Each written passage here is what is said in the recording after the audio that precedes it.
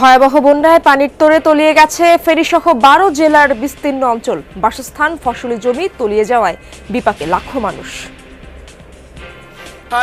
একদম অবস্থা খারাপ। ছাদের উপরে 19 জন মানুষ ছাদের কামে কামে আনি।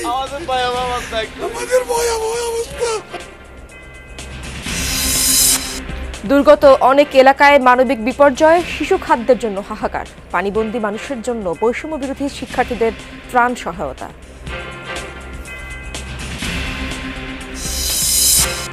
জীবন রক্ষায় দুর্গত এলাকায় সমন্বিতভাবে কাজ করার নির্দেশ প্রধান উপদেষ্টার। উচ্চতার কারণে বাঁধ উপচে পানি এসেছে দাবি ভারতীয় হাইকমিশনারের। গুলশান থেকে রাশেদ খান মেনন আটক। কাদের, কামাল, সালমান আর জয়ের পরামর্শে ভুল পথে হাঁটেন শেখ হাসিনা, বলছেন আওয়ামী লীগ নেতারা, দাবি ইন্ডিয়ান এক্সপ্রেসের।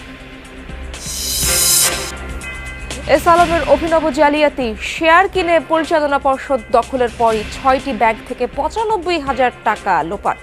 দিয়ে পাস করেছে, কিন্তু এগুলো কি আসলে সবই বৈধ নাকি? একটা তো বৈধ। সমস্ত নীতিমালাকে উপেক্ষা করে নিজেরাই নিজেদের জন্য মনে করেন ঋণ স্যাংশন দিচ্ছে। 5 আগস্টের বিজয় মিছিলে যোগ দেওয়ার পর থেকে নিখোঁজ যুবক হাসান। অনেক খুঁজেও সন্ধান না পেয়ে মরদেহের অপেক্ষায় বাবা মা।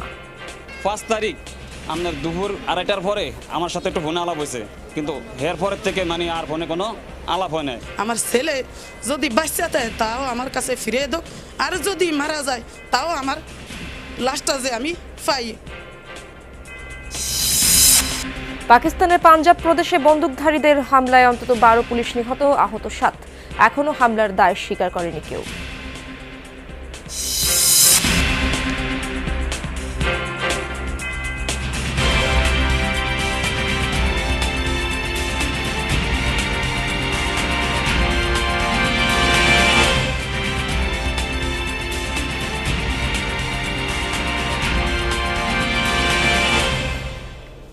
আমন্ত্রণ যমুনা নিউজ, আপনাদের সঙ্গে আছি আমি ইশরাত জাহান।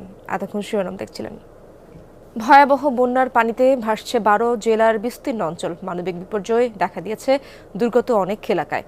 বৃষ্টির পানি আর বানের তলিয়ে আছে নোয়াখালী সদর সহ 7 উপজেলার বিস্তীর্ণ এলাকা। শহরের বেশিরভাগ এলাকায়ও জলমগ্ন, ডুবে আছে বিভিন্ন সড়ক, মহাসড়ক। জেলায় পানিবন্দী প্রায় 20 লাখ মানুষ। বাড়িঘরে পানি ঢোকায় চরম ভোগান্তি পোহাতে হচ্ছে বাসিন্দাদের। দেখা দিয়েছে খাদ্য ও বিশুদ্ধ পানির সংকট। বন্যার পানিতে তলিয়ে থাকায় ক্ষতি হয়েছে ফসলেরও। স্কুল, কলেজ, মাদ্রাসা, কমিউনিটি সেন্টার সহ বিভিন্ন আশ্রয় কেন্দ্রে অবস্থান নিয়েছেন বহু মানুষ। দুর্গত অনেক এলাকায় এখনও ত্রাণ সহায়তা পৌঁছেনি বলে জানিয়েছেন স্থানীয়রা।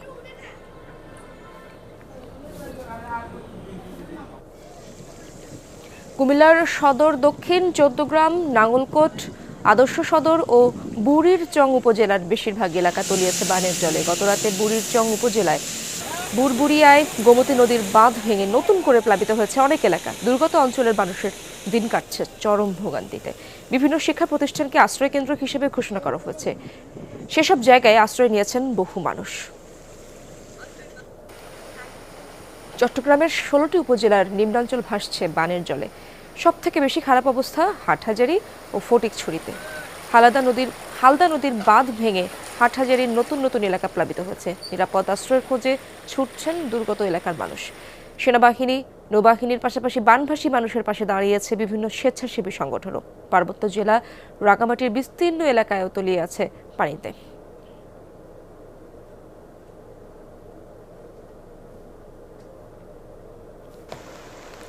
মৌলভীবাজারে মনু নদের পানি এখনো বিপদসীমার ওপর দিয়েই বইছে। কমলগঞ্জ এবং রাজনগর উপজেলার প্লাবিত এলাকা থেকে ধীর গতিতে পানি নামছে। এখনো পানিবন্দী হাজারো মানুষ। বানের জলে ডুবে আছে রাস্তাঘাট ও ফসলি জমি। দেখা দিয়েছে খাদ্য ও সুপেয় পানির সংকট। এদিকে হবিগঞ্জেও খোয়াই নদীর পানি কিছুটা কমেছে। শহরতলির নিচু এলাকা এখনো জলমগ্ন।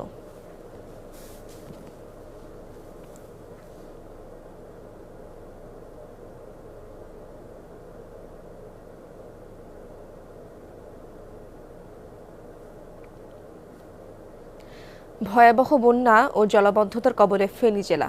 ডুবে গেছে বাসস্থান, ঘরবাড়ি সহ নানা স্থাপনা। দর্শক, আমরা এবার নিয়ে একটি রিপোর্ট দেখতে চাই। লক্ষাধিক বাসিন্দাকে উদ্ধারে একাধিক বোট নিয়ে কাজ করেছে বাংলাদেশ সেনা ও নৌবাহিনীর ডুবুরি দল। আশ্রয় কেন্দ্রে নেওয়া হয়েছে শতাধিক মানুষ। স্মরণকালে এমন বন্যায় ভাসেনি ফেনীবাসী। ছাগলনাইয়া উপজেলার এই গ্রামে পানিবন্দী অন্তত কয়েক শত পরিবার। ডুবে গেছে বাসস্থান, তলিয়ে গেছে ফসলি জমি। অসহায় মানুষগুলো আশ্রয় নিয়েছে আশপাশের উঁচু ভবনগুলোর ছাদে। ডুবে যাওয়া এমন অনেক বসতঘরের চাল ও মাচায় আশ্রয় নিয়েছে শিশু ও মহিলারা। উদ্ধারকারী দলের বোট দেখলে ছুটে এসে জানাচ্ছেন স্বজনদের নিরাপদ আশ্রয়ে নিয়ে যাওয়ার আকুতি। একদম ভয়াবহ, একদম ঠাই মানে একদম মানে অবস্থা খারাপ। ছাদের উপরে 19-20 জন মানুষ, ছাদের কামে কামে আনি। আমাদের ভয়াবহ অবস্থা, আমাদের ভয়াবহ অবস্থা। ফেনী জেলার ছাগলনাইয়া, ফাজিলপুর, পরশুরামের গ্রামগুলোতে বাড়ছে পানি প্রবাহ। আটকে পড়া লক্ষাধিক বাসিন্দাদের উদ্ধারে একাধিক বোট নিয়ে কাজ করে বাংলাদেশ সেনা ও নৌবাহিনীর ডুবুরি দল। আশ্রয় কেন্দ্রে নেওয়া হয় শতাধিক মানুষ। ইতিহাসে আর হয়েছে বলে আমার মনে হয় না, এটা মানে এবারই আমার মনে প্রথম ভাই। খুব করুণ অবস্থা, কারে কি বাঁচাবো মানে বাঁচানোর মতো কেউ কোনো পরিস্থিতি নাই। গতকালকে আমার কলিগের বাসায় আশ্রয় নিয়েছিলাম এদিকে, তো ওই সময় কমর সমান পানি ছিল। আজকে ওনাদের একতলা বিল্ডিং পুরোটি ডুবে গেছে, ওনারা এক জায়গায় আশ্রয় নিছে, মানে ওইখানেও থাকার মতো না। তবে মোবাইল ও বিদ্যুৎ সংযোগ বন্ধ থাকায় আটকে পড়াদের সাথে মিলছে না যোগাযোগের সুযোগ। এতে উদ্ধার কাজে আসে ধীরগতি। তবে পানিবন্দী সকলকে উদ্ধার না করা পর্যন্ত উদ্ধার কাজ চলবে বলে জানান নৌবাহিনীর এই কর্মকর্তা। বন্যা পরিস্থিতি মোকাবেলায় গতকালকে থেকেই নৌবাহিনী ফেনীবাসীর পাশে আছেন এবং বর্তমানে গতকালকে থেকে আমার উদ্ধার কার্যক্রম শুরু হয়েছে। তাছাড়া আমাদের টোটাল 12টা বোট আছে, যে বোটগুলো এখন উদ্ধার কার্য চলতেছে এবং এটা একবারে সকাল থেকে শুরু হয়েছে, একটানা রাত পর্যন্ত, যতক্ষণ পর্যন্ত না হয় এটা চলতে থাকবে। ঘরবাড়ি ও ফসলি জমির মতো পানিবন্দী ফেনীর একমাত্র 250 শয্যা বিশিষ্ট হাসপাতাল সহ গুরুত্বপূর্ণ সব সরকারি প্রতিষ্ঠান। ফেনীর ছাগলনাইয়ের এই উপজেলার এক একটি বাড়ির ছাদ যেন এক একটি আশ্রয় কেন্দ্র। আশপাশের যে টিন শেডের ঘরের মানুষগুলো ছিল, তারা এখন শুধুই খুঁজছে একটু মাথা গোজার জায়গা এবং নিরাপদ একটি আশ্রয়। আল আমিন শিকদার, যমুনা নিউজ, ছাগলনাইয়া, ফেনী। দর্শক, নোয়াখালীর বন্যা পরিস্থিতির খবর জানার চেষ্টা করবো। আমার সহকর্মী মোতাসিম বিল্লাহ সবুজ সেখানে রয়েছেন। সবুজ, বন্যা পরিস্থিতির সবশেষ কি তথ্য রয়েছে আপনার কাছে? সেখানকার মানুষের দুর্ভোগের চিত্র তো আপনি দেখেছেন, সে ব্যাপারেও জানাবেন আমাদের। আসলে গোটা নোয়াখালী শুধু হাতিয়া এবং সুবর্ণচর ছাড়া যে অন্য 7টি উপজেলা রয়েছে, নোয়াখালী জেলা শহর এবং বাণিজ্যিক শহর, চৌমুহনী শহর, সবগুলো এলাকায় আসলে মূলত জলমগ্ন হয়ে রয়েছে এবং কোথাও হাঁটু পরিমাণ এবং কোথাও কোমর সমান পানি। আসলে মানুষের ঘর বাড়িতে আসলে বলা যায় যে মানে থাকার কোনো অবস্থা নেই, সব মানুষই আসলে নিরাপদ আশ্রয়ে চলে গেছে। আর এই যে হঠাৎ করে মূলত গত পরশুদিন বুধবার বেলা 12টা থেকে 3টার মধ্যে মূলত 3-4 ফুট উঁচুতে পানি চলে আসে। মানুষ যে নিরাপদ আশ্রয় যাবে আসলে সেটি কোনো কিছু বুঝে ওঠার আগে আসলে বন্যার পানি বা বৃষ্টির পানি, বানের পানি যেতে বলেন চলে আসে। আর এখানকার স্থানীয় মানুষজনের যেটি বলছি যে আসলে বৃষ্টির বা পানি কতটুকু বাড়ছে বা কি অবস্থা, সেটা আপনার যাতে পরিসংখ্যান বলে আপনি বুঝতে পারবেন যে আসলে বন্যার অবস্থাটা কি। গত পরশু বুধবার 12টা থেকে বিকেল 3টা পর্যন্ত 3-4 ফুট উঁচুতে পানি চলে আসে এবং এরপরে সন্ধ্যা 6টা থেকে গতকাল ভোর 6টা পর্যন্ত বৃষ্টি ছিল না, সেই ক্ষেত্রে পানি আর বাড়েনি। অর্থাৎ তবে আমরা দেখেছি যে 1 ইঞ্চি পরিমাণ পানি কমেছে, কিন্তু আবার দেখা যায় গতকাল 8টা থেকে দুপুর 2টা পর্যন্ত যখন বৃষ্টি হয়েছে তখন আবার 6 ইঞ্চি পানি বেড়ে গেছে। আবার গতকালকে প্রতিদিনই দেখা যায় আসলে 8টা থেকে দুপুর 2টা পর্যন্ত যখন বৃষ্টি হয় তখন পানি 6 ইঞ্চি পরিমাণ বেড়ে যায় এবং এরপরে বৃষ্টি না হলে অন্তত 1 ইঞ্চি কমে। আসলে বৃষ্টি হলে পানি বেড়ে যাচ্ছে আমরা যেটা দেখছি, এবং বৃষ্টি না হলে কমছে। কিন্তু এখানে দেখেন আমি একটি বাড়িতে আছি, সেখানে মানুষজন এই যে কোনো রকম করে আছে, আবার অনেকে দেখা যায় এখান থেকে চলে গেছে। আপনারা কেমন আছেন, কোথায় আছেন বা কি? আমরা সমনি পূর্ব বাজার হাজিপুর আছি। আমরা খুবই কষ্টের মাধ্যমে বসবাস করতেছি। আমাদের বাড়ির মধ্যে 1 মাজা পানি উঠে গেছে। আমরা যাও এখন অন্যের একটা বাড়িতে আইছি, তাও ওই বাড়িতেও শুবে এখন উপরে আছি। আমরা রান্না বান্না এবং খাওয়ার পানি খুবই কষ্টের মধ্যে আছি। আমাদেরকে এলাকার কোনো প্রতিনিধিও দেখতে আসে নাই, কোনো মিডিয়ার লোক আসে না। যাক, এখন এই ভাই আইছে। এখন আপনি এখানে শুনলেন যে এই যে অনেকে আছেন এখনো নিরাপদ আশ্রয়ে যাচ্ছেন। আপনার ঘরে কি পরিমাণ পানি, আপনি কোথায় আছেন? আমার ঘরে ধরুন 1 মাজা পরিমাণ পানি, আর আমরা আপাতত এখানে আছি। থাকা খাওয়ার কত সমস্যা সেটা দেখতেছেন। রান্না বান্না আর এলাকা থেকে কেউ আসে না, বা কোনো জায়গা থেকে কেউ আসে না যে আমাকে দেখার জন্য।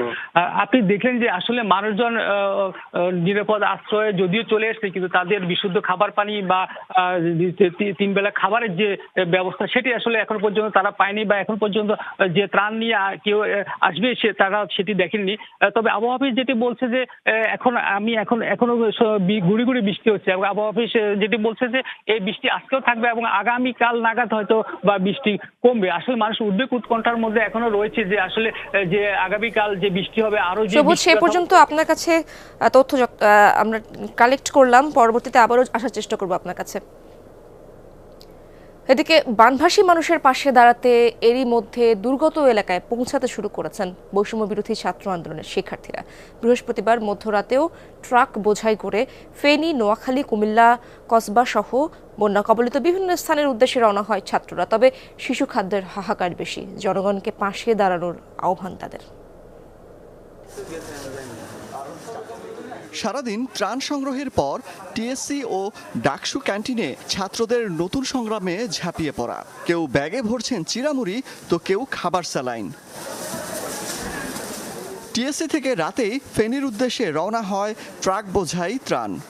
সেখানে পানি, শুকনো খাবার, ওষুধের পাশাপাশি ছিল লাইফ জ্যাকেট ও জরুরি পণ্য। এরপর একে একে নোয়াখালী ও কুমিল্লার উদ্দেশ্যেও ছেড়ে যায় ট্রাক। এখন আমাদের তৃতীয় ট্রাকটি হচ্ছে কুমিল্লার নাঙ্গলকোটের উদ্দেশ্যে যাত্রা করছে, এবং তার পরবর্তীতে আমার একে একে লক্ষ্মীপুর এবং আখাউড়া বা কসবা ওই অঞ্চলটার জন্য হচ্ছে যে যাত্রা করবে। রাতভর এই প্যাকেজিংয়ে অংশ নিয়েছে ছাত্রীরাও। আন্দোলনের মতো এটিও তাদের কাছে একটি যুদ্ধ। যেগুলো খুব এসেনশিয়াল জিনিসপত্র, তো সেগুলো যখন তাদের কাছে পৌঁছাবে আমরা মনে করি যে তারা একটু কমফোর্ট ফিল করবে। এবং আমরা হচ্ছে প্রতিটি গাড়িতে হচ্ছে 700 থেকে 800 বস্তা করে ত্রাণ আমরা লুট করেছি। শুকনো খাবার, পোশাক সহ বন্যা কবলিত স্থানের জন্য যা যা প্রয়োজনীয় সবই পাওয়া যাচ্ছে। তবে শিশু খাদ্য নিয়ে বেশ বিপাকে সমন্বয়করা। যেটা সবচেয়ে কম এসেছে শিশুদের খাদ্য, তারপর হচ্ছে আপনার শিশুদের পোশাক, এছাড়া হচ্ছে খেজুর। এই বন্যা কবলিত অঞ্চলে কিন্তু খেজুর খুব বেশি কাজে দেয়, তো এই জিনিসগুলো কিন্তু আমাদের খুব বেশি দরকার। শুক্রবারও অব্যাহত থাকবে বৈষম্য বিরোধী ছাত্র আন্দোলনের ত্রাণ সংগ্রহ। এরপর অবস্থার অবনতি সাপেক্ষে বন্যা দুর্গত এলাকাগুলোতে আবারও ছুটে যাবে তারা। অলক হাসান, যমুনা নিউজ, ঢাকা। দর্শক, এবার ফেনীর খবরাখবর জানতে চাই। ফেনীর সালাউদ্দিন মোড় এলাকায় রয়েছেন আমার সহকর্মী তাজনুর ইসলাম, তার কাছ থেকেই জানবো সেখানকার অবস্থা। তাজনুর, বন্যা পরিস্থিতি ও ত্রাণ কার্যক্রমের অবস্থা জানাবেন। সেখানকার মানুষের কাছে কি ত্রাণ সঠিকভাবে পৌঁছাচ্ছে কিনা?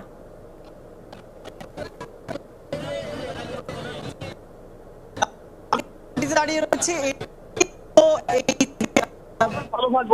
এখান থেকে শুরু করে আমার পেছনে যে রাস্তাটি, এটি মূলত হাসপাতাল মোড়ের দিকে গিয়েছে, এবং সেই রাস্তাটি উপজেলা একটা হচ্ছে আরেকটির কথা শোনা যাচ্ছে ছাগলনাইয়া, সেই উপজেলার দিকে গিয়েছে। তো বিষয় যে গতকাল রাত থেকে এই এলাকার অনেক বেশি এলাকার পানি অনেক বেশি বেড়ে গিয়েছে, এবং সেটি আপনি এই যে ক্যামেরার যে ফ্রেম কোথাও বুক সমান এরই মধ্যে ধরে গিয়েছে, যার কারণে কিন্তু এই যে প্রত্যন্ত এলাকাগুলো সেগুলোতে বেশ হয়ে গেছে। এই যে রয়েছেন তারা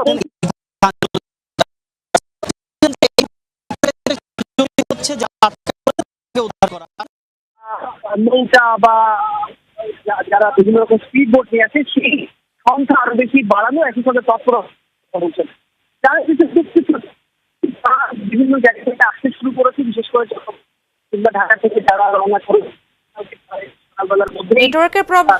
নেটওয়ার্কের সমস্যার কারণে কথা স্পষ্ট শোনা যাচ্ছে না। ধন্যবাদ আপনাকে। দেশের বন্যা পরিস্থিতিতে মানুষের জীবন রক্ষা করাই সর্বোচ্চ প্রাধান্য দেওয়া হবে। অন্তর্বর্তী সরকারের উপদেষ্টাদের বৈঠকে এই সিদ্ধান্ত নেওয়া হয়েছে।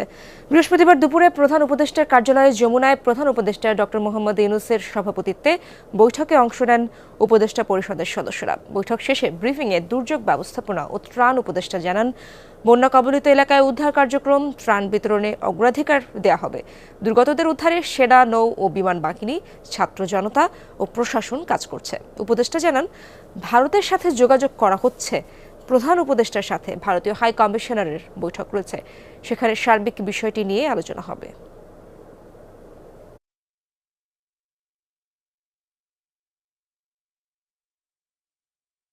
এখনকার যে পরিস্থিতি, সেখানে প্রধান হচ্ছে মানুষের জীবন রক্ষা করা, সর্বোচ্চ চেষ্টা।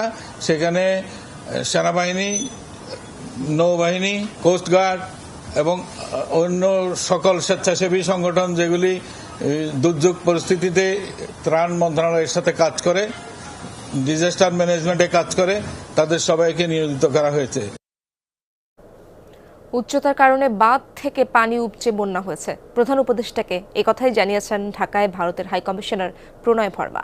বৃহস্পতিবার বিকেলে রাষ্ট্রীয় অতিথি ভবন যমুনায় বৈঠক করেন তারা। পরে ব্রিফিংয়ে এই তথ্য জানান প্রধান উপদেষ্টার প্রেস সচিব শফিকুল আলম। বৈঠকে প্রধান উপদেষ্টাকে ভারতীয় স্থাপনার নিরাপত্তা নিয়ে উদ্বেগের কথা জানান হাই কমিশনার। প্রেস সচিব জানান, দুর্যোগ ব্যবস্থাপনা ও ত্রাণ উপদেষ্টা ফারুকি আজম দুর্গত এলাকায় যাচ্ছেন। প্রধান উপদেষ্টার নির্দেশে দ্রুত সময়ে আক্রান্ত 10 জেলাতেই যাবেন উপদেষ্টারা। বন্যায় 36 লাখ মানুষ আক্রান্ত হয়েছেন উল্লেখ করে প্রেস সচিব জানান, বন্যায় এখন পর্যন্ত 2 জন মারাও গেছেন। নিখোঁজের বিষয়ে সরকারি কোনো তথ্য নেই। উনি বলেছেন, we are really looking forward to working together. তারপরে এই ত্রিপুরা আপনারা জানেন যে বৃষ্টি হয়েছে, সেটার কথা এসছে। উনি বলেছেন যে বাঁধের কথা আসছে, এটা থেকে অটোমেটিক রিলিজটা হয়েছে। এত পানির উচ্চতা, এত পানি, তো ফলে এটার থেকে পানি অটোমেটিক রিলিজ হয়েছে।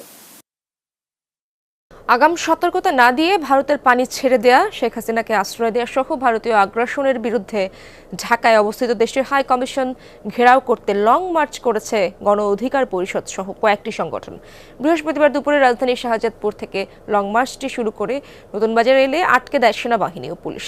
এ সময় বক্তারা বলেন, ভারত দীর্ঘদিন ধরে বাংলাদেশকে শোষণ করে যাচ্ছে। আন্তর্জাতিক আইন ভঙ্গ করে অভিন্ন নদীর পানি আটকে রাখছে তারা।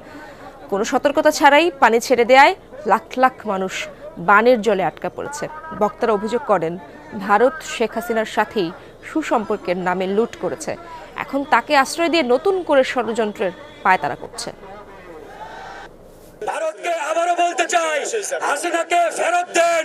হাসিনার বিচার বাংলাদেশের জনগণ করবে। জুলুম বন্ধ না করে তাহলে আমাদের পা থেকে নেকের উপর থাকবে ইনশাআল্লাহ।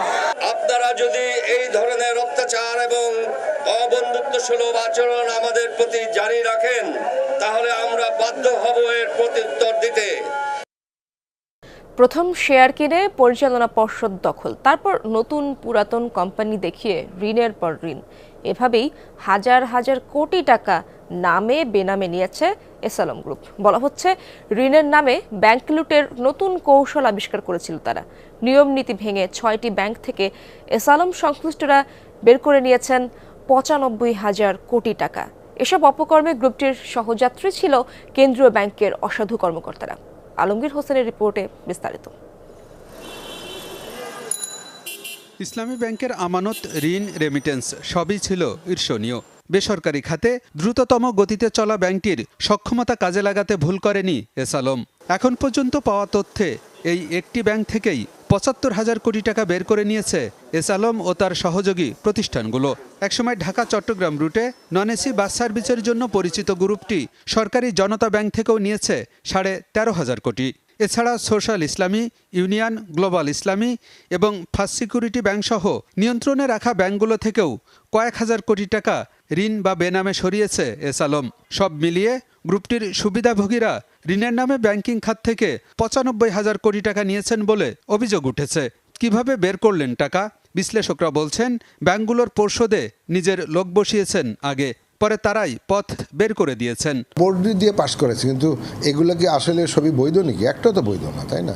তো এখানেও তাই হয়েছে, কারণ বোর্ডে যেহেতু সব এসালামের লোকজন, সুতরাং ও বোর্ডে থেকে পাশ করে বৈধভাবে নিয়ে গেছে, দেখাবে আমি বোর্ডে পাশ করেছি, তাই না? কারণ বোর্ডের ওই মেম্বারগুলো সব ওরই লোক।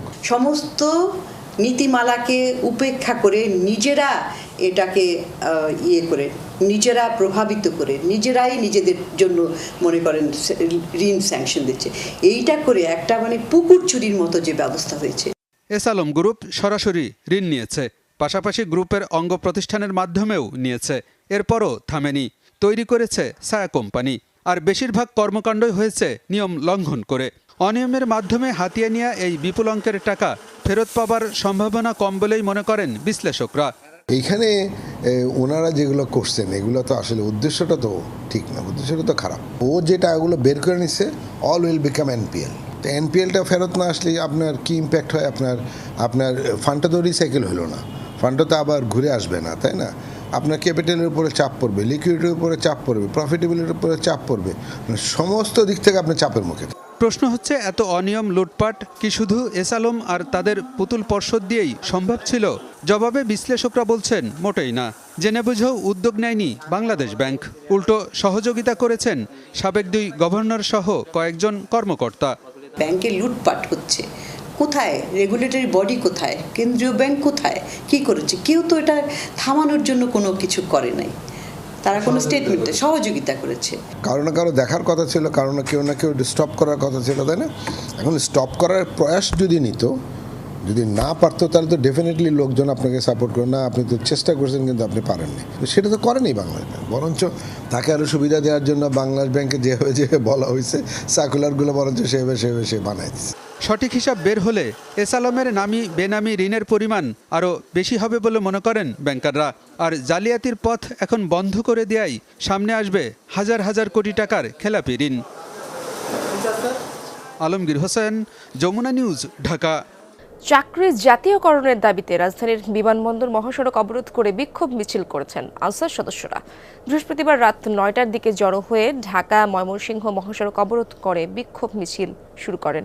অবরোধ চলে মধ্যরাত পর্যন্ত। এতে মহাসড়কের উভয় পাশে তীব্র যানজটের সৃষ্টি হয়, ভোগান্তিতে পড়েন যাত্রীরা। হযরত শাহজালাল আন্তর্জাতিক বিমানবন্দরে আগতরাও ভোগান্তিতে পড়েছেন। পরবর্তীতে পুলিশ সেনাবাহিনীর সদস্যরা গিয়ে পরিস্থিতি সামাল দেওয়ার চেষ্টা করেন। অবরোধের ফলে দুর্ভোগে পড়েন সেখানকার সাধারণ যাত্রীরা। বিক্ষোভে 3 শতাধিক আনসার সদস্য অংশগ্রহণ করেন।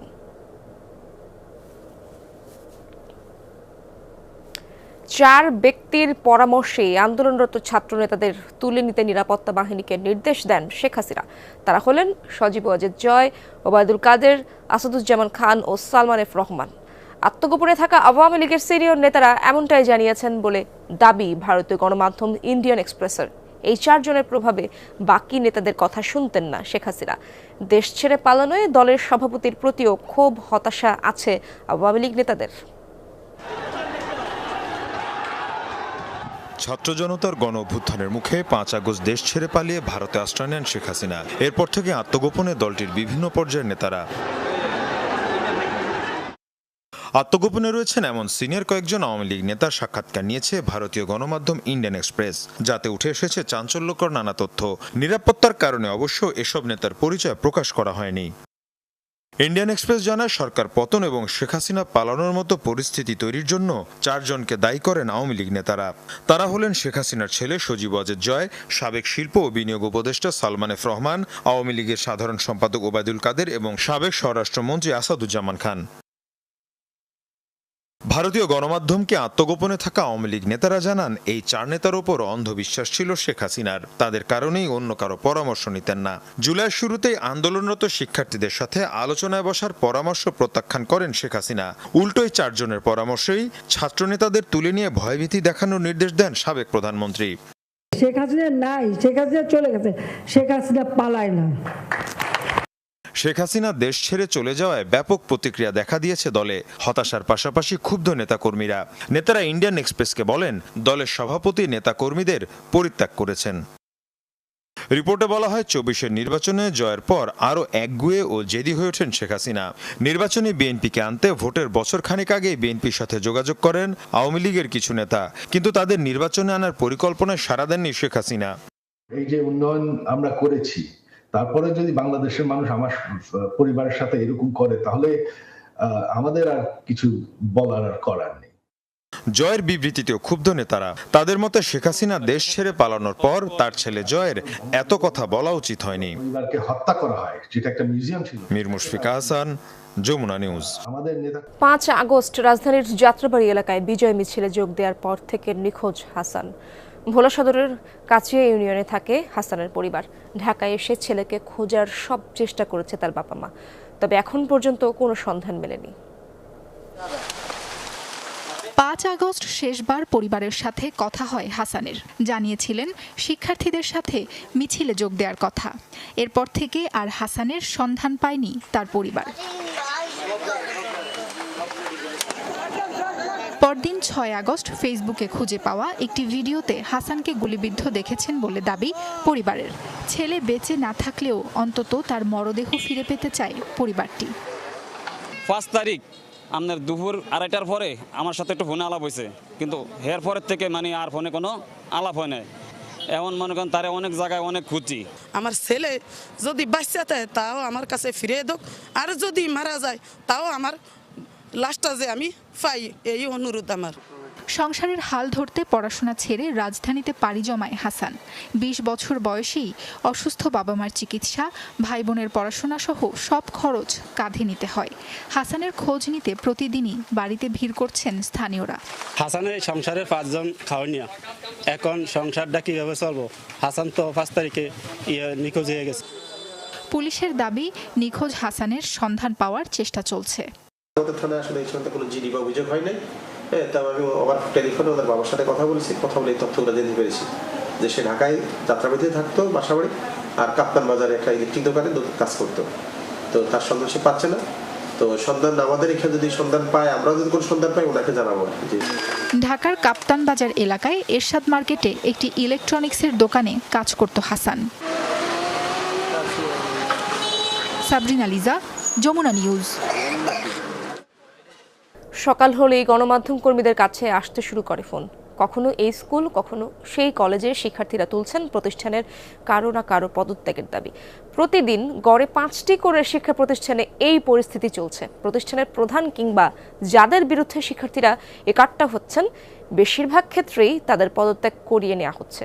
বিশেষজ্ঞরা বলছেন, যাদের বিরুদ্ধে অভিযোগ আছে সেগুলো খতিয়ে দেখে ব্যবস্থা নিতে হবে। তবে মব জাস্টিস রোধ করা না গেলে শিক্ষা ব্যবস্থা সংকটের মুখে পড়বে। সামিউল বাশিদ অর্ক বৈষম্য বিরোধী ছাত্র আন্দোলনে সক্রিয় ভূমিকা রেখেছেন। এমনকি প্রায় পুরো একটা দিন তাকে থানায় আটকেও রাখা হয়েছিল।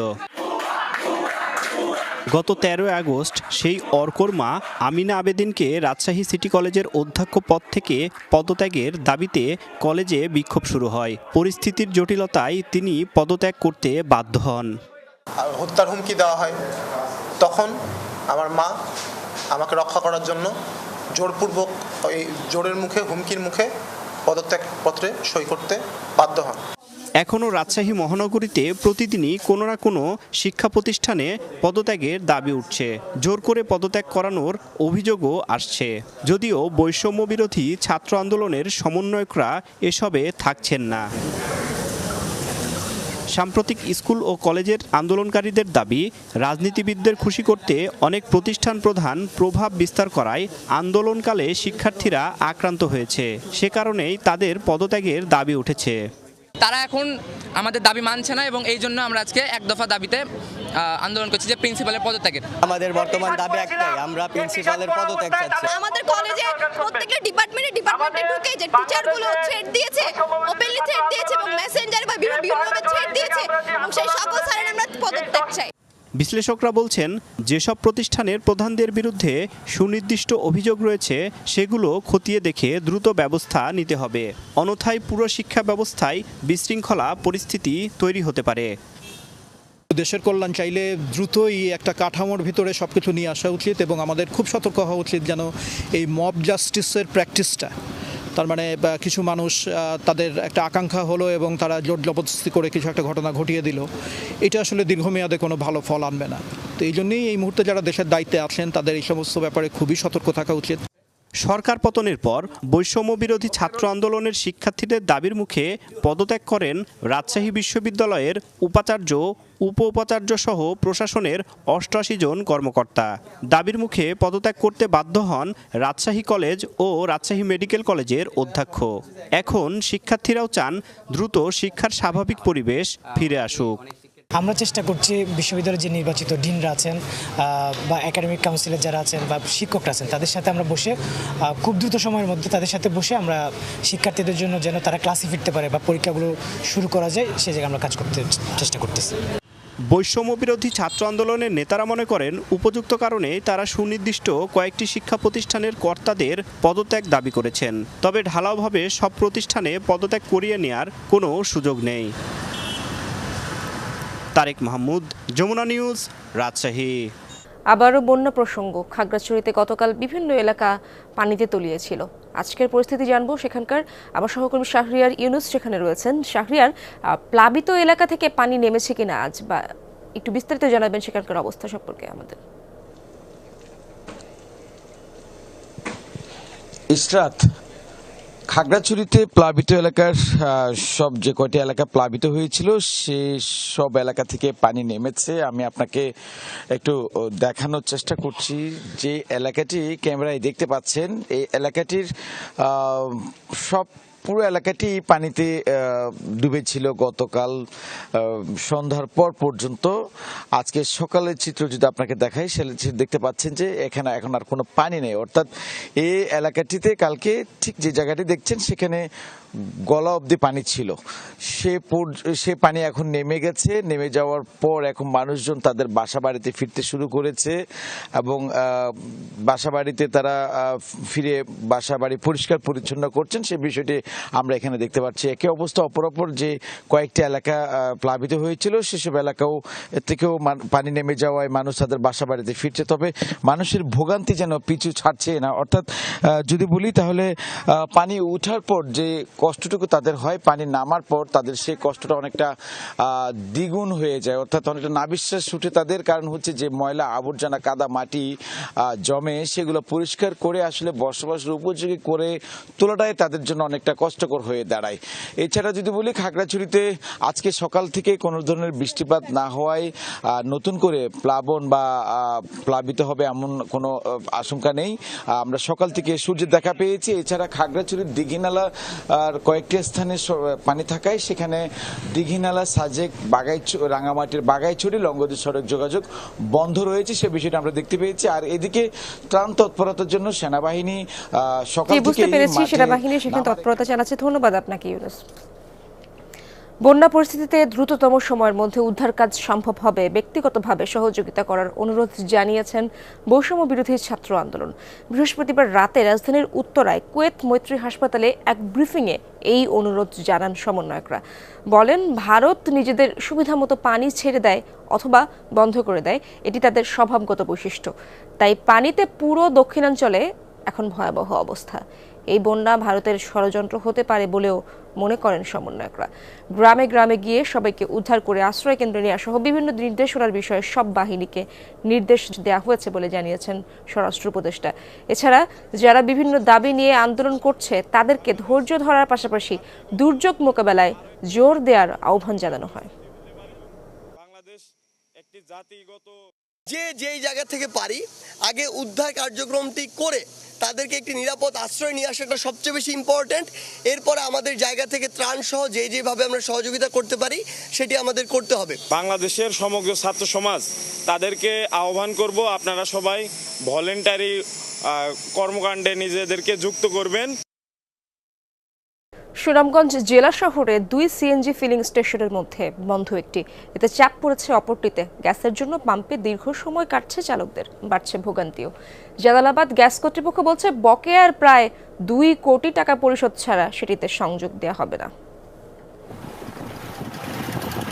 গ্যাসের জন্য চালকদের দীর্ঘ লাইন, প্রতিদিন অপেক্ষা ঘন্টার পর ঘন্টা, বাড়ছে ভোগান্তি।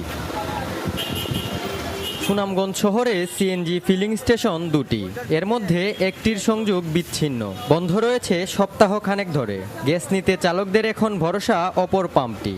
গ্যাস না লইলে গাড়ি সারালাই মুখি করে বউ বাচ্চা ফাল মুখি করে ভাই আমরা তো অনেক খুবই কষ্ট হইতেছে। রাত্রে যদি আই মানে সকালেই যায় গ্যাস লইতে লইতে, আর দিনও আইলে সারাদিন জ্যাম মাইর। পাম বন্ধ হতে আমরা বহুত কষ্টে আছি। অনেক গাড়ি সকালে আসে, বিকালে 5টার দিকে যায়, রুজি হয় না। বাস সিএনজি মিলিয়ে জেলা শহরে প্রতিদিন অন্তত 10,000 গণপরিবহনের চলাচল। চালকদের দীর্ঘ সময় নষ্ট হচ্ছে পাম্পে বসে, অনেক সময় তা মিলছে না, কমেছে আয় রোজগারও। 11টার সময় ঢুকছি, এখন বেল বাজে 6টা, এখনো গ্যাস পাই নাই। গাড়ি খাটেন না, গ্যাসও আমরা পাইছি না। গ্যাস পাইমু করি এখনো সন্ধ্যা কোনো নির্দিষ্ট সময় না। রুজি আর কি করবেন, যে জায়গা তো আধা বেল জায়গা এই গ্যাস লোয়াতে রুজি আর কিভাবে করবেন। অলরেডি আমরা দুদিকে 4জন মানুষ আছি শুধু সিরিয়াল মেনটেন করার জন্য, তারপরও পারতেছি না। বন্ধ থাকা সিএনজি ফিলিং স্টেশনটির মালিক দুজনই আওয়ামী লীগ নেতা। এর মধ্যে জেলা আওয়ামী লীগ সভাপতি ও সাবেক জেলা পরিষদ চেয়ারম্যান নুরুল হুদা মুকুট আত্মগোপনে, অপরজন কানাডা প্রবাসী। তারা বকেয়া রেখেছেন প্রায় 2.5 কোটি টাকা। তাই জালালাবাদ গ্যাস কোম্পানি বিচ্ছিন্ন করেছে সংযোগ। তাদের কাছে বকেয়া সহ যে সমুদ্র টাকা আছে, এই টাকাগুলো যদি ওনারা পরিশোধ করে, তাইলে আমরা সংযোগ দেওয়ার যে প্রক্রিয়া আছে, প্রক্রিয়া বা কার্যক্রম আমরা শুরু করব। জেলার পরিবহন খাত স্বাভাবিক রাখতে প্রশাসনের হস্তক্ষেপ কামনা করেছে পরিবহন সংশ্লিষ্টরা। সোহানুর রহমান সোহান, যমুনা নিউজ, সুনামগঞ্জ। ভারী বৃষ্টিপাতে আকস্মিক বন্যার কবলে পড়ল সৌদি আরবের পশ্চিমাঞ্চল। বুধবার দেশটির মদিনা আল মুনাওয়ারা অঞ্চলে সাক্ষী হয় এই বন্যার। সামাজিক যোগাযোগ মাধ্যমে প্রকাশিত ভিডিও ফুটেজে দেখা যায় বন্যার পানিতে ভেসে গেছে কয়েকটি যানবাহন, অনেক জায়গায় ডুবে গেছে সড়ক। দেশটির সংবাদ সংস্থা সৌদি প্রেস এজেন্সি জানায়, বুধবার বৃষ্টি হওয়ার আগেই মদিনা আল হানাকিয়াহ ও খাইবার এলাকার বাসিন্দাদের ভারী বৃষ্টি, তীব্র বাতাস, বন্যা ও বজ্রপাতের পূর্বাভাস দেওয়া হয়েছিল। এই কারণে এড়ানো গেছে ক্ষয়ক্ষতি। একসময় বৃষ্টি, বন্যা সৌদি আরবে বিরল ঘটনা হলেও এখন বদলে গেছে পরিস্থিতি। জলবায়ু পরিবর্তনের প্রভাবে এখন বছরের বিভিন্ন সময়ই ভারী বৃষ্টির কবলে পড়ে দেশটির বিভিন্ন অঞ্চল। দর্শক, আবারও বন্যা প্রসঙ্গ। কুমিল্লার বন্যা পরিস্থিতি সম্পর্কে জানার চেষ্টা করবো। আমার সহকর্মী খোকন চৌধুরী সেখানে রয়েছেন। খোকন, প্লাবিত এলাকার এখনকার পরিস্থিতি কেমন দেখছেন এবং বানভাসী মানুষ ত্রাণ সহায়তা ঠিকমতো পাচ্ছে কিনা?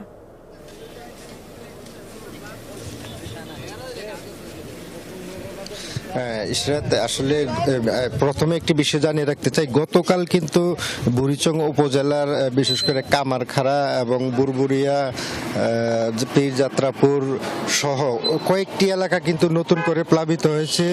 গুমতি নদীর যে বাঁধ রয়েছে সেই বাঁধ ভেঙে, তো ফলে সেখানকার অবস্থা কিন্তু একেবারেই নাজুক এবং সাধারণ মানুষ আসলে গভীর রাত্রে হয়, অনেকেই তারা মানে আশ্রয়স্থলে যেতে পারে নাই, ফলে কিন্তু অনেকেই পানি আটকা পড়েছে এবং আশেপাশের যে বাঁধের যে আশেপাশের যে বাড়িগুলো সেগুলো কিন্তু একটি ধ্বংসাত্মক অবস্থায় রয়েছে। তো ত্রাণের যে বিষয়টি সেটি কিন্তু আসলে প্রশাসনের পক্ষ থেকে যারা আশ্রয় কেন্দ্রে যেতে পারছেন তারাই কিন্তু আসলে ত্রাণগুলো পাচ্ছেন, কিন্তু বাকি যারা আটকা পড়ে আছেন তাদের বেলায় কিন্তু আসলে অনেকটাই খুব দুর্ভোগে রয়েছেন এবং তারা কিন্তু ত্রাণের প্রত্যাশা করছেন পাশাপাশি। ইশরাত, ধন্যবাদ আপনাকে। দর্শক, এই ছিল যমুনা নিউজে। এতক্ষণ সাথে থাকার জন্য ধন্যবাদ সবাইকে।